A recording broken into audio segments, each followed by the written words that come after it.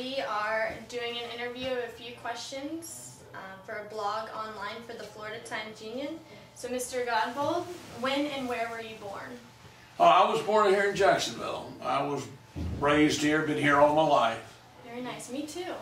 You have? Born and Oh, raised. that's good. Born and raised. You know, it's funny how many people are not from Jacksonville. I know, There's so I know. many people here that were not raised here. We have a ton of Steeler fans too. If you Yeah. noticed. They're all from up north. They come down here. And what were your parents' political views? Oh, I don't know. My parents was all come up during the Depression, and so they were a poor family, and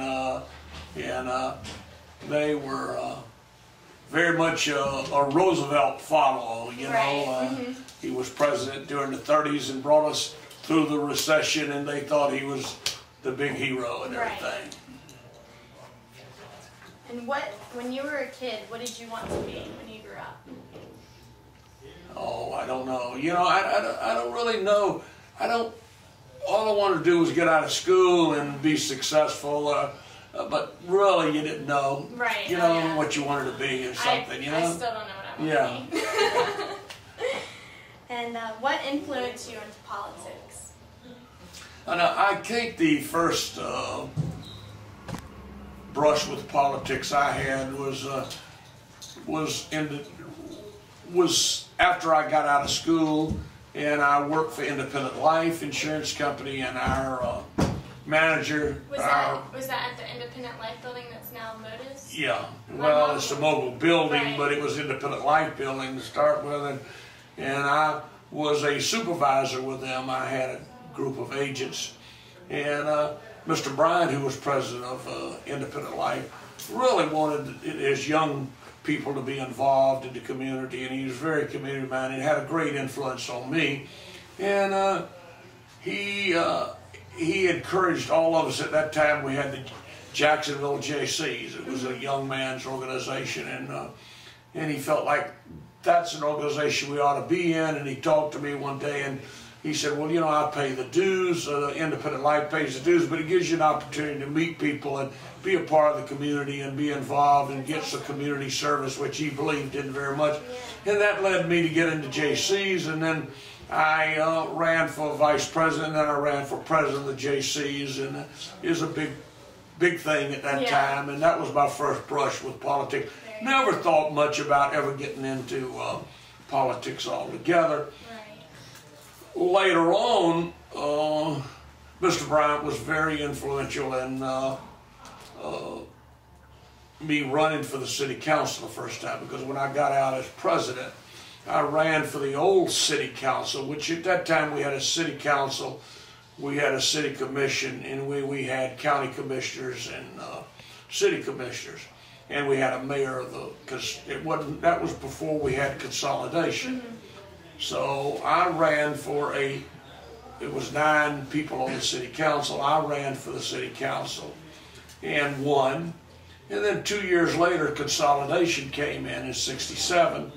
And so he really wanted me, but I wasn't going to run again.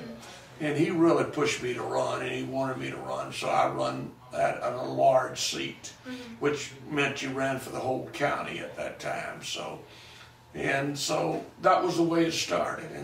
And then I was elected president of the council, Consolidated Council. I really served for 1 year on 2 councils. I was a member of the council running the government going out, and then I was a member of the new council which was being formed.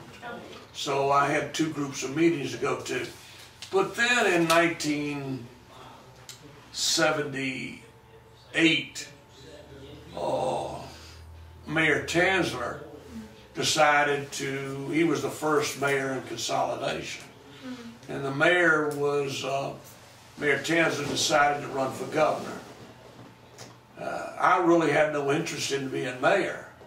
But it happened to be that they elected me at a time, knowing the city council elected me as president, and at a time knowing the mayor was going to have to resign. And so I filled his seat for 6 months. So I became mayor for 6 months because I was president of the council. And I ran the government for those 6 months as mayor while he ran for governor. And then in 1980, I ran for the mayor's job, and I was elected, and then I was mayor for 4 years and was re-elected. And of course, that's as long as you can run. I did see that album of all your newspaper articles just in like 6 months or something. They were amazing. Yeah, that's right. They're awesome. How was the economy at the time you started getting into politics? Well, the economy at the time that I ran for mayor was Carter was president of the United States. We had a lot of problems. We had the first real oil crisis. We had double-digit inflation. We had 11% interest rates. So kind of like now. And kind of a different situation than it was right now. Right. It was really a kind of inflated economy, you know. Jacksonville hadn't really started growing yet, though. We had a real problem. We had let Jacksonville get way behind. We had a lot of things undone. We got way behind in infrastructure. We needed a lot of new bridges, a lot of new swimming pools. Our infrastructure was falling apart. It's kind of like the ad, you pay me now or pay me later. If you decide to pay me later, it's going to cost you a lot more money. So we had that big challenge there. And not a lot of money right then. Jacksonville wasn't growing. We really hadn't had a new industry in here since the brewery come in. We really wasn't growing our population. We were losing population. Our downtown was going backwards. We had to kind of retool and start over again and try to get the economy going.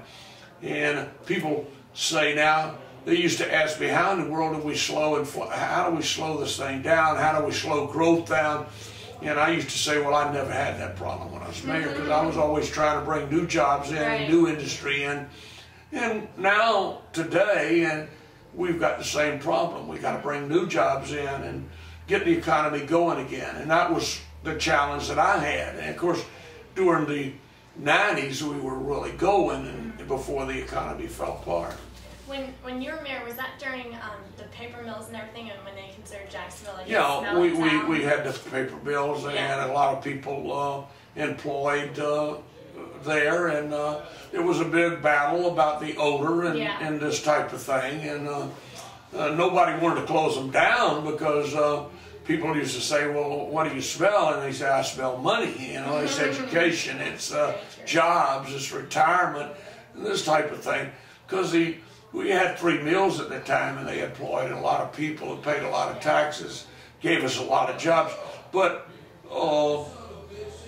we, during my administration, introduced a odor bill, and then of course Missouri went further with it when he came in after I left office. I was the second mayor during consolidation, so we had to deal with the odor, which we don't have today, but we don't have any mills either. And no jobs. That is true. Why do you feel that Jacksonville needed an NFL football team? Well, I always had this feeling. I have that. Everybody asked me that question. When I became mayor, the chamber had done a poll about Jacksonville, and the pollsters came over to talk to me, and they said, you know, Mayor, one of the real problems you have in Jacksonville is not economic development and new jobs and downtown development. Something that's more important than that. I said, wait a minute, what's more important than that? Then he said, changing the attitude of Jacksonville. He said, Jacksonville is a city that's down on itself, and it doesn't believe in itself. There's not much pride here. I always felt like that. One day I was watching the Houston Oilers, and they were having the oil crisis during that period of time, and Houston and Texas was having a hard time, but on Sunday afternoon, everybody was out there singing "We're the Houston Oilers." It didn't matter if it was young or people or older people, whites and blacks, they were all there and it brought them together. I could see that community waving that blue and white banners around and those pom-poms, and they were happy that day. Right. Now Monday they may not be happy, but Sunday afternoon, that was their team. And I had the feeling that the greatest thing we could do to change the attitude, to bring us together and create a new spirit, would be part of something like the NFL and being a football team, being a football city, belonging to the NFL. Right. That brings some attention to you, and it brings some spirit to the city. And I looked at it more about changing our attitude about ourselves than I did about economic development. I felt like that it would help our pride and help us feel better about ourselves. We are a great city. We have a lot of great things here, but a lot of people were really down on themselves, and they were really down on the city.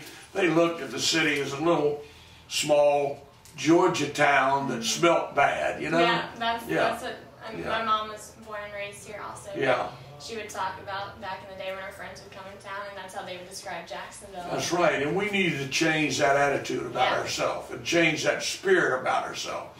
Because you really can't do anything. You can't build new jobs and new tax base and if your attitude's not right. If you don't have that great spirit about it.